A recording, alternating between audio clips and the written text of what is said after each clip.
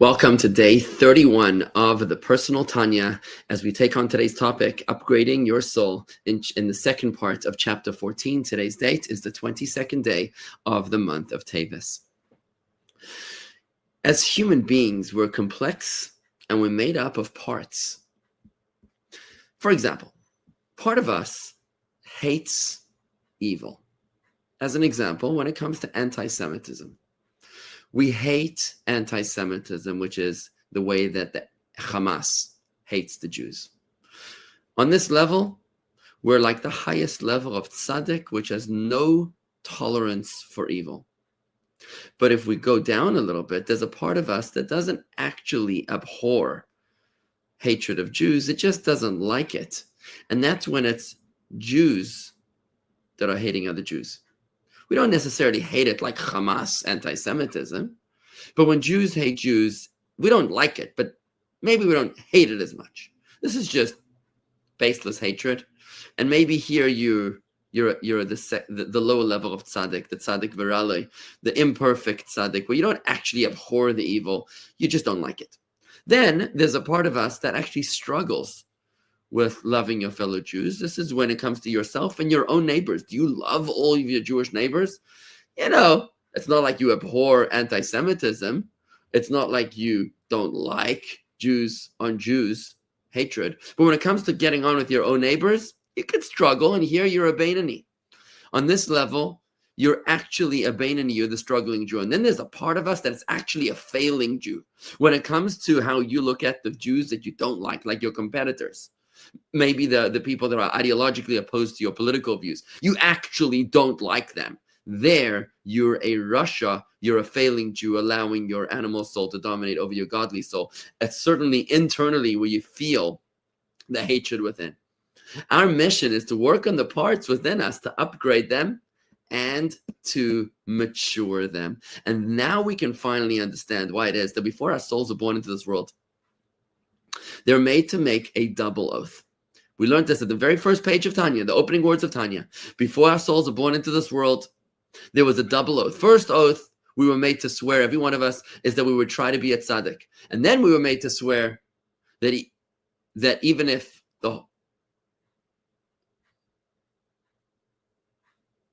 that at the very least you shouldn't be a Russia. At the very least, right? Why do we have a double oath? The reason is because this is a two-step process.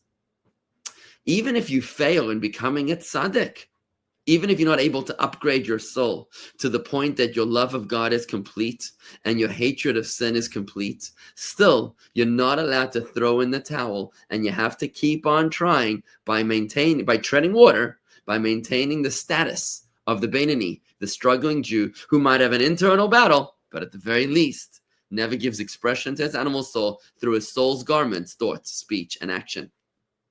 Today's Tanya, the Alter Rebbe gives us an action steps as to how to strive to be a tzaddik, that first part of the oath. How do you be a tzaddik? You got to meditate on your values. You've got to meditate on what values are timeless and what values are temporary. When you think about that, you'll realize that your relationship with God, your Judaism is timeless, and your short-term pleasures are just temporary.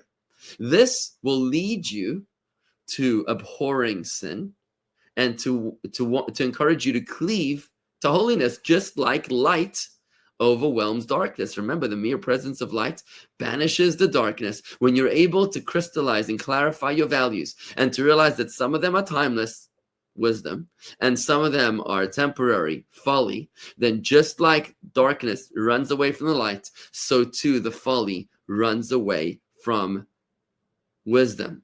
And with that clarification of your values, you can strive to try to be a tzaddik. It's a two-step process, thinking about the lowliness and the uselessness of the pleasures of this world, and then meditating on the timelessness and the greatness of God Almighty, and allowing yourself to try to create a sense of an emotion inside of you that wants to feel a love for God and a distance from sin.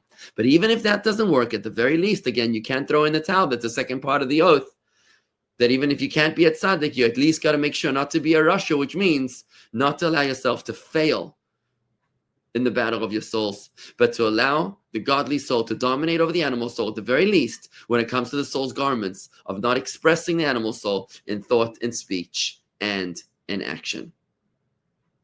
What's going to happen is, when you try your best to do this, when you try to reevaluate your values and to clarify your values, allowing them to be crystallized and banishing the darkness before the light, then two things happen. First of all, habit becomes nature. This is the fake it until you make it doctrine, where when you actually do something enough times, it becomes a real part of you, and maybe a part of you will upgrade to become a tzaddik that loves goodness and hates evil, hates sin.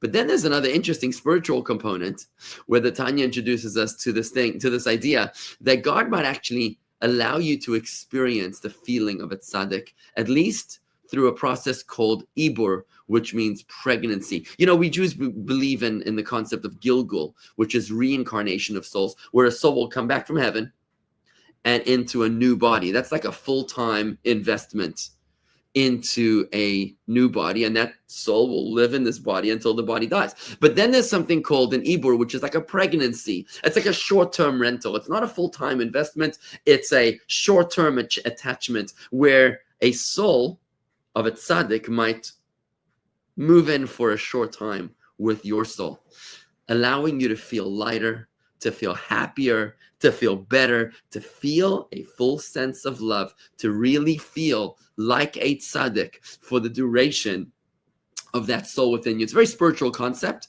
this idea of ibur, which is a soul pregnancy. Just like a mother will carry a baby for 9 months, you might carry an extra soul within you, the soul of a tzaddik, which will lift you up. It's the opposite of being possessed, which is in a negative way, something called a dibuk, where a negative soul might come into a person and they're possessed. This is a very positive attachment of an extra soul, which will lift you up. It's a soul of a tzaddik, and that is the meaning of the double oath. Try your best to be a tzaddik. The Alter Rebbe gives us the tools as to how we can try to reach it. But even if you can't, you have no right to give up the battle. You got to keep on trying. Habit becomes nature. That's a wrap.